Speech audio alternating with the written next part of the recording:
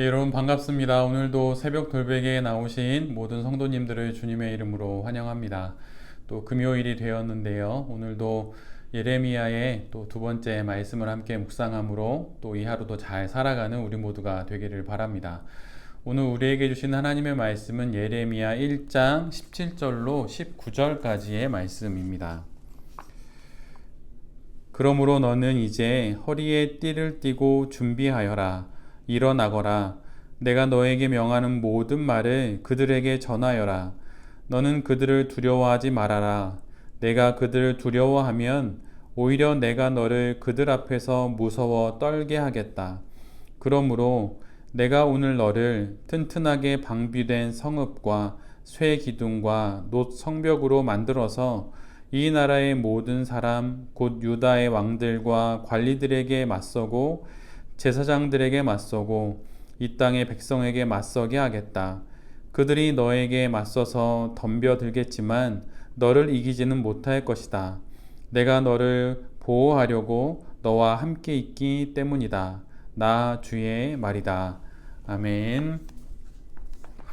오늘 예레미야 1장의 말씀을 갖고 기울어진 가마솥이라고 하는 제목으로 함께 하나님 말씀을 나누도록 하겠습니다. 하나님으로부터 사명을 받은 예레미야는 숨 돌릴 틈도 없이 하나님으로부터 바로 또 두 가지 종류의 또 환상을 또 보게 됩니다. 하나는 살구나무 가지를 보는 것이고 또 하나는 북쪽에서 남쪽을 향해 기울어진 물이 끓는 가마, 이것을 보는 것이 예레미야가 본 그 두 가지 환상이었습니다. 그런데 이 두 가지 모두 다 그것이 뜻하는 것은 유다를 향한 하나님의 진노와 그 재앙의 그 시급함 또 긴급함을 말해주고 있어요. 살구나무를 뜻하는 히브리어인 샤케드와 또 12절, 우리가 함께 읽진 않았지만 12절에 내가 한 말이 그대로 이루어지는 것을 내가 지켜보고 있다. 이 말씀에 그 지켜보다의 히브리어인 쇼케드와 발음이 비슷하지요. 이것은 고대로부터 수사적인 기법으로 활용되었던 언어 유희, 즉 워드 플레이입니다. 그래서 이를 통해서 예레미야서를 읽는 이들은 또 예레미야로부터 그 환상을 전해 듣게 되는 이들이 만약 그 이야기를 듣는다면 앞뒤로 반복되는 이 두 단어와 또 그 이미지를 통해서 하나님의 말씀이 반드시 이루어질 것이다라고 하는 사실을 강하게 인지하게 됩니다. 끓는 물이 담긴 가마가 남쪽으로 기울어져 있다고 말씀을 드렸지요. 이것은 북이스라엘에게 시작된 재앙이 언제 남쪽 유다에 닥칠지 모를 그 긴급한 상황을 말해주고 있어요. 예레미야 우리가 모두 1장을 보고 있는데 예레미야 1장에 나오는 그 첫 장에 나오는 그 재앙이라고 하는 이 표현 또는 이런 뉘앙스의 그 말씀들은 이후로 예레미야에서 빈번하게 나오고 있고 또 예레미야의 중심 주제이기도 합니다. 예레미야는 이런 상황에 처한 남유다에서 이 재앙을 전해야 하고 또 남유다에게 심판의 메시지를 전해야 하는 것이죠. 그래서 그가 그토록 눈물이 많았던 눈물의 선지자일 수밖에 없었던 것입니다. 우리 역시 우리의 삶을 돌아보면 우리의 삶에서 돌이켜야 할 것이 무엇인지를 날마다 잘 확인해 볼 필요가 있어요. 북이스라엘의 멸망을 보고도 어느새 100여 년이라고 하는 시간이 지나니 남유다 사람들은 자신들에게는 그런 멸망이 닥치지 않을 것이라고 막연히 헛된 생각을 갖게 됩니다. 그리고 그렇게 헛된 망상에 빠져서 북이스라엘이 걸었던 그 길과 똑같은 전철을 밟게 되는 것이죠. 망각하고 잊어버려서 결국 자신들에게는 그러한 일이 벌어지지 않을 것이라는 착각이 이스라엘과 똑같은 길을 걷게 만들었어요. 그러나 실은 누구나 실족할 수 있고 또 누구에게나 북이스라엘과 같은 잘못된 신앙의 길로 나아갈 수 있는 그런 계기와 또 기회들이 늘 있습니다. 예수님 앞에서 나는 아니지요 이렇게 말했던 그 제자들 무리처럼 그렇게 말할 수 있는 사람은 아무도 없어요. 나는 시험에 들지 않겠지요. 내게는 이런 재앙이 임하지 않겠지요. 이렇게 말할 수 있는 사람은 아무도 없습니다. 모든 이들은 하나님 앞에 있지만 동시에 모든 이들은 세상의 많은 유혹과 시험 앞에서도 살아가야 하는 법이에요. 그러기에 늘 깨어서 삶을 살아가야 하는 것이지요. 자신의 판단과 결정, 또 자신의 선택과 과정들이 하나님의 뜻과 또 성경의 말씀과 또 기도 가운데 주셨던 어떤 마음의 은혜들과 결이 같은지 다른지 늘 날마다 확인해 봐야 합니다. 매일 아침 말씀을 묵상하고 또 매일 저녁 기도를 드리면서 하나님의 뜻을 확인하고 또 점검하면서 그렇게 하나님 앞에서 거룩한 성도로 살아가야 하는 것이 우리 모두가 살아가야 하는 신앙 인생입니다. 지금 내 앞에 기울어진 끓는 가마솥과 같은 것이 있다면 혹시 그것은 무엇일까요? 이미 북쪽에서 남쪽으로 저 멀리에서 나를 향하여서 기울어진 그 끓는 가마솥은 무엇일까요? 어쩌면 그것은 다양할 수 있겠는데 여전한 변함없는 신앙생활, 진보가 없고 성숙과 성장이 없는 신앙생활일 수도 있고 또는 그러저러한 일들로 그냥저냥 보내는 하루하루일 수도 있습니다. 또한 하나님이 맡기신 가정과 사역에 대해서 충성하지 못하는 것 또는 시간을 함부로 허비하는 것 또는 경건을 위한 열심의 포기 이런 것들이 나를 향하여서 기울어진 끓는 가마솥일 수도 있는 것이죠.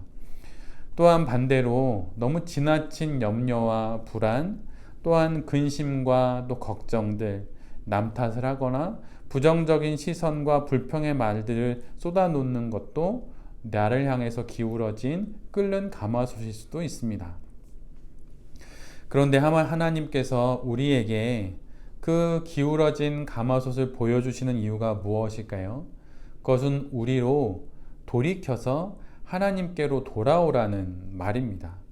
쏟아지는 가마솥 아래에 머물지 말고 벗어나서 어서 속히 그 기울어진 가마솥 아래에서 벗어나서 하나님께로 돌아오라고 하는 것이죠. 날마다의 새벽 돌베개의 말씀을 통해 우리 모두가 끓는 가마솥을 떠나 하나님 앞으로 나아갈 수 있게 되기를 바랍니다.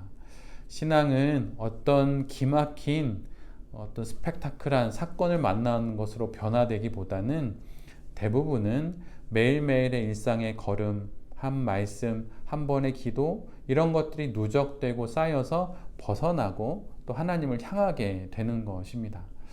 내게 북쪽에서 남쪽으로 기울어진 끓는 가마솥과 같은 것들이 잘 확인된다면 그것부터 벗어나서 하나님께로 나아가는 우리 모두가 될 수 있기를 바랍니다. 나아가서 하나님은 에레미야에게 이 두 가지 환상을 보여주시고 그를 유다로 파송하십니다. 그런데 그 파송의 말씀 중에 우리 모두가 기억해야 할 그분의 경고의 말씀이 있어요. 그 부분을 제가 읽어드리면 너는 그들을 두려워하지 말아라. 내가 그들을 두려워하면 오히려 내가 너를 그들 앞에서 무서워 떨게 하겠다. 개역 개정에서는 이 부분을 이렇게 번역을 하고 있습니다. 그들 때문에 두려워하지 말아라. 내가 그들 앞에서 두려움을 당하지 않게 하리라. 같은 말씀인데 새 번역과 개역 개정의 뉘앙스는 완전히 다릅니다. 개역 개정은 이렇게 번역하지요. 두려워하지 말아라. 명령입니다. 그런데 이어서 두려움을 당하지 않게 하겠다라고 하는 약속으로 이 본문을 번역해 놓고 있어요. 명령하시고 또 그 명령에 따르는 약속의 보증의 말씀을 이렇게 붙여서 전해 주시죠. 그런데 이 둘 다 긍정적인 표현인데 사실 이 번역은 원문과는 거리가 있다는 주석들도 있습니다. 그래서 원문에 가깝게 번역을 하면 그것은 새 번역의 번역이에요. 너는 그들을 두려워하지 말아라. 내가 그들을 두려워하면 오히려 내가 너를 그들 앞에서 무서워 떨게 하겠다. 새 번역은 두려워하지 말라는 명령에 이어서 그 명령을 준수하지 못했을 때 그때 어떤 일이 닥치게 되는지 경고의 말씀으로 뒷부분을 번역합니다. 예언자가 두려워하지 않아야 하는 것은 해도 좋고 안 해도 좋은 것이 아니에요. 하나님의 말씀처럼 두려워하지 말아라 라고 하는 그 명령은 반드시 지켜야 하는 것이죠. 만약에 두려워하지 말라는 명령을 어기면 그러면 두려움의 자리를 피했으니까 평온해지는 것이 아닙니다. 그것이 아니라 오히려 두려워하지 않아야 할 그들 앞에서 그들로 인해 무서워 떨게 된다고 하는 것이죠. 명령에 순종하는 것이 두려워서 피하면 더 큰 두려움 앞에 서게 되는 것입니다. 지금 내가 하나님보다 더 두려워하는 것이 있다면 그것이 무엇입니까? 지금 내가 그리고 하나님으로부터 전해 들은 하나님으로부터 받은 그런 두려워하는 명령은 무엇인가요? 그런데 우리 모두가 기억해야 하는 것은 비록 하나님의 명령이 두렵고 겁이 나지만 그것이 가장 많은 두려움으로부터 벗어날 수 있는 가장 좋은 방법이라고 하는 거예요. 하나님이 두려워하지 말라 하셨으면 두려워하지 않아야 합니다. 반드시 지켜야 할 명령이에요. 예레미야는 이스라엘 역사 전체에서 가장 암흑기의 말씀을 전하는 예언자였습니다. 북이스라엘의 멸망과 남유다의 멸망, 그 위에서 하나님의 말씀을 전해야 해요.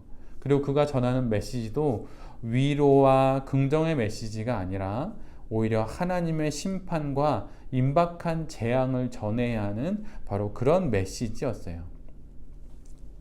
그는 이렇게 너무나도 힘들고 어려운 상황 가운데 예언자로 부름을 받았기에 두려워할 수밖에 없었겠지요. 그래서 더더욱 하나님은 예레미야에게 두려워하지 말라고 명령하시는 것입니다. 그래서 예레미야는 그렇게 하나님의 명령을 따라 스스로 백성 앞에 나아가서 하나님의 말씀을 전하게 됩니다. 피할 길이 없었기 때문이에요.